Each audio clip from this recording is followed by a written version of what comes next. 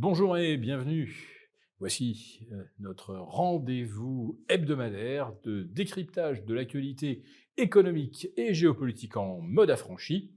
Je salue tous les abonnés de TV Liberté pour cet épisode que je vais intituler Après l'humiliation, les coups de bâton. Alors j'ai un petit peu hésité sur le titre, ça aurait pu être le calice jusqu'à la lie pour les Européens, ou l'Europe se prend-elle les baffes qu'elle mérite? Bon, vous avez compris l'esprit et ça s'inscrit en fait, dans le droit fil de cette, déclaration de Donald Trump, le mercredi, 26. L'Europe, c'est un machin qui a été créé pour nous vous voyez ce que je veux dire? Ils ont bien fait le job, mais aujourd'hui, c'est moi le président et on ne me la fait pas. Et dans l'heure qui a suivi, Donald Trump annonçait la mise en place de tarifs de 25 sur les produits importés d'Europe. Bon, on comprend bien que dans le viseur, il y a les spiritueux, le vin, le champagne français, enfin, c'est surtout l'industrie automobile et chimique allemande qui sont visées.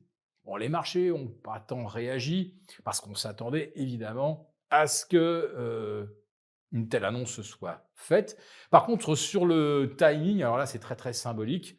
euh, Emmanuel Macron est convoqué à Washington le 25. Ça se passe, semble-t-il, pas si mal.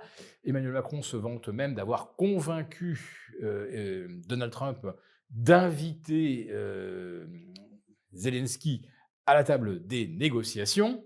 Donc on pense qu'effectivement, il y a rapprochement des points de vue. Et le lendemain, boum, tarif contre les produits européens. Alors, Donald Trump n'a pas donné de date, n'a pas non plus listé les produits qui pourraient être frappés les premiers. Bon, ce qu'on comprend, c'est que, bah voilà, les négociations vont commencer et que le bras de fer va être rude. Car Donald Trump, c'est clair, ne nous fera pas de cadeaux. Et la meilleure preuve en est la façon dont il compte résoudre la question du conflit euh, russo-ukrainien en concluant une paix avec la Russie sans les Européens et surtout en contraignant Volodymyr Zelensky à signer un accord qui va permettre aux États-Unis de mettre la main sur 50% des terres rares et des métaux industriels rares eux aussi, comme le molybdène ou des métaux rentrant dans les aimants permanents, plus le tungstène.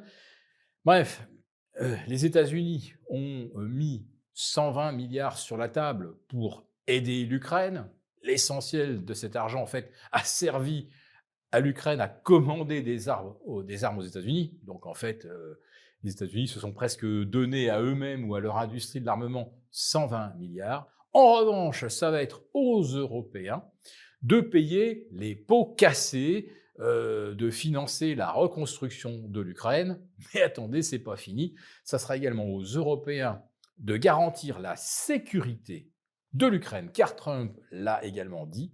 Il n'y aura pas un soldat américain sur le sol ukrainien. Évidemment, pas question que l'Ukraine retente sa chance pour rentrer dans l'OTAN. Et les États-Unis ne mettront pas non plus $1 supplémentaire, bien au contraire, ils espèrent, avec l'accord sur les matières premières, se rembourser et bien au-delà de leur mise initiale. Alors, quand on dit que Trump pratique avec une certaine habileté l'art du deal, rappelez-vous que ses premières, ses premières exigences, c'était que l'Ukraine verse l'équivalent de 500 milliards de matières premières aux États-Unis.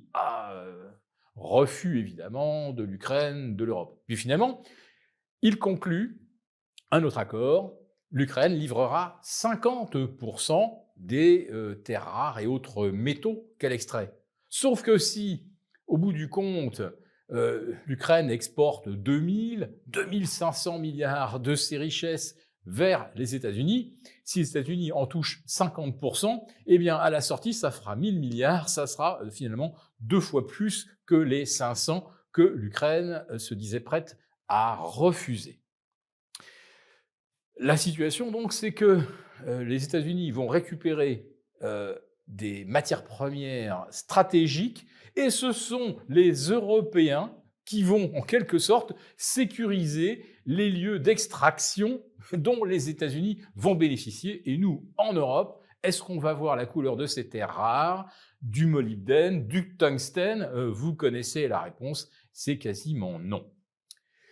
L'Europe donc, après l'humiliation d'avoir été tenue à l'écart des pourparlers de paix avec Poutine, se prend donc les coups de bâton consistant à financer la reconstruction de l'Ukraine, et il y en aurait là aussi pour 500 milliards, décidément c'est le chiffre fétiche dans cette affaire, 500 milliards à notre charge, plus la sécurisation de l'Ukraine, qui va nous coûter combien 30, 40, 50 milliards par an, on ne sait pas, et probablement pour une décennie, ce qui pourrait nous revenir là aussi à terme à 500 milliards. Et l'Europe, finalement, quelque part, se laisse faire.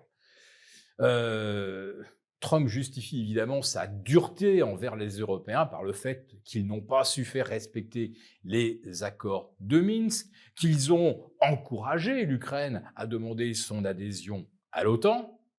Mais est-ce que les États-Unis, de leur côté, et notamment l'administration Biden, n'ont pas poussé justement les Européens à soutenir les Ukrainiens dans leur provocation envers la Russie? Et lorsque la guerre s'est déclenchée, eh bien, les Européens et les Américains ont tout fait pour que cette guerre se poursuive. Il y avait des pourparlers de paix début avril 2022 et ils ont capoté. Donc ensuite, il y a eu tout ce que l'on sait, ce drame terrible, 1 million de morts, peut-être plus.